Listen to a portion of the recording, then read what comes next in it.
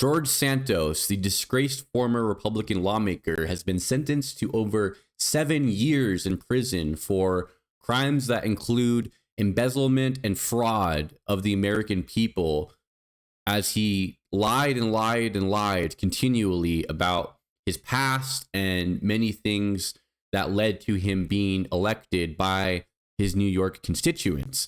But before we look at that, I'm Max Lopez. This is the Blue Wave. Please be sure to like the video, subscribe to the channel, share with someone that's into politics, and comment down below. Let me know what you think. So let's head on over here. MSN, former Representative George Santos sentenced to more than 7 years in prison. A federal judge, in New York sentenced former Representative George Santos to over 7 years in prison Friday. Prosecutors had urged U.S. District Judge Joanna Siebert to throw the book at Santos, the disgraced former Republican congressman, to reflect the seriousness of Santos's unparalleled crimes. From his creation of a wholly fictitious biography to his callous theft of money from elderly and impaired donors, Santos's unrestrained greed and voracious appetite for fame enabled him to exploit the very system by which we select our representatives, prosecutors said in a sentencing memorandum in which they asked Siebert to sentence him to 87 months in prison. That's the sentence the judge handed down. Prosecutors said that despite his pleading guilty to a pair of felony fraud charges in August and a teary expression of remorse to news cameras after the proceeding, Santos is a pathological liar who isn't actually remorseful about his actions. So who can forget George Santos's string of absurd lies that he told a few years back now? And Santos certainly deserves to go to prison for the amount of time that he has been sentenced to. But my only worry here is that Santos has been selected as being a total scapegoat by the GOP so that they can basically put up an affront to the American public that they have washed their hands of corruption and of these types of brazen politicians who brazenly lie about their past, that's just gone from the party now, because Santos has been justly taken care of. But here's the thing. When you are a party that denies the existence of climate change and has perpetrated the idea that climate change is a hoax and is something that we don't have to worry about at all, Trump goes and says, oh, the oceans are raising a 1/8 of an inch. I'm not worried about that. That is also defrauding the American people.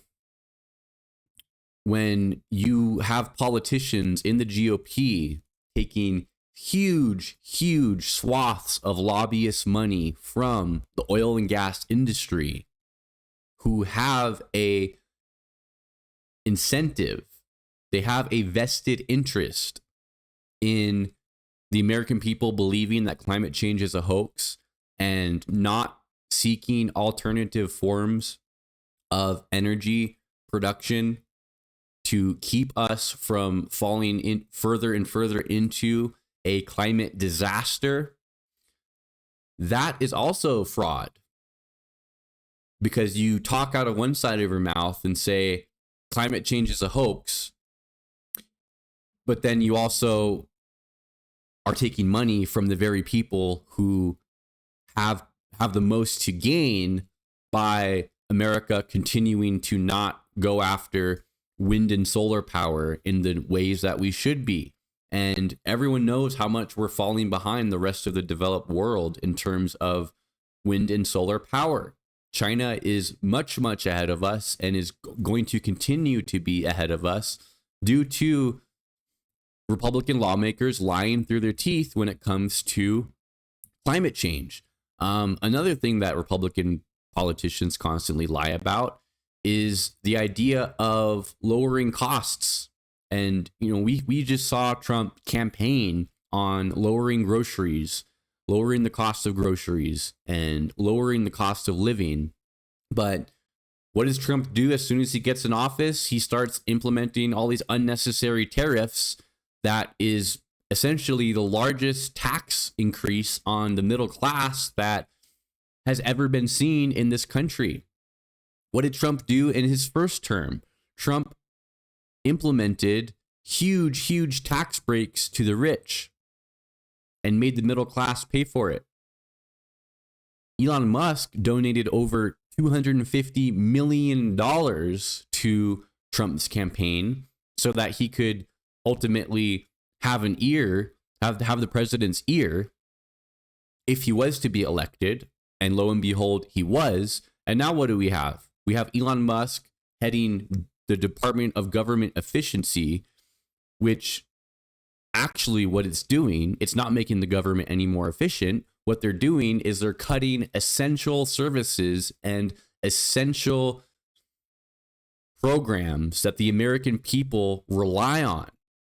Just yesterday, I was watching the news, and LIHEAP, a program that allows for people in rural America to keep their gas on, which is the only form of heat that many different places have in this country, is all the staff has been fired from LIHEAP.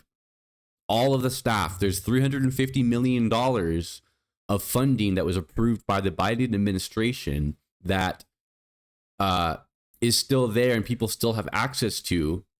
So the program's not completely defunct as of now, but what about next year? What about the year after that? The Republicans control the trifecta at the moment. It's appearing that the program LIHEAP is going to cease to exist in the very near future. That's not government efficiency. Taking away funding, the only way that some people have to keep their gas on in this country, that's not government efficiency. So that's a big fat lie that the Republicans are perpetrating to the American people. And, I'm just worried that the Republicans, they're all gonna point to Santos and say, we got him. We got the corrupt guy in our party. We're free of corruption. But the Republicans continue to be extremely corrupt and talking out of both sides of their mouths every single day when it comes to many different topics in this country. And before, I already hear the comments. I already hear some MAGA person saying, oh, but Democrats take oil and gas money too. Democrats benefit from Citizens United too and take huge dollar donations from super PACs too. Yes, they do. It's at a much lower number than the Republican Party. And the difference between the Democrat Party and the Republican Party is that we have elements in the Democratic Party that are ready, willing, and able to call out those elements in the Democratic Party that we see as corrupt and we see as being not sticking up for the American people and not sticking up for the working class. We are ready, willing, and able to do that on the left, to criticize our own party when it's not aligned with our values. People on the lawmakers on the right, it's not the same whatsoever. It's like a corrupt police station and on the right, where sure, not every single police officer out there is bad, right? An evil person seeking to do harm to other people, but the problem that lies in certain attitudes that get perpetrated in certain police stations around this country is that what ends up happening is you have the good cops who hold water and make excuses for corrupt cops. And when you don't have enough purely good cops who are doing what they're doing out of purely good intentions, good cops can get wrapped up making excuses and carrying water for the bad cops. And then what's the difference? What's the difference between a bad cop doing bad things and a good cop who's carrying water and making excuses for the bad cop? I see no difference. I see that person is just as wrong as the bad cop. So that's basically the whole GOP at the moment. We have a whole party that's not really a party. It's more so a cult that goes along with whatever Donald Trump, Donald Trump sticks his finger in the wind, and whatever direction it's blowing, that's the direction that the GOP is going in for that day. There's no moral principle to stand up to corruption or to root out problems in the GOP. And hopefully the public can understand that and look at this sentencing of George Santos and go, okay, good, Santos has been taken care of, but let's not pretend that now the Republican Party is suddenly free of corruption somehow, because they certainly aren't. And yes, there is corruption in the Democratic Party as well. It's not nearly as prevalent as it is on the right wing. That's all I got for you guys in this one. Thank you for watching. Please be sure to like the video, subscribe, and have a good one. Take care.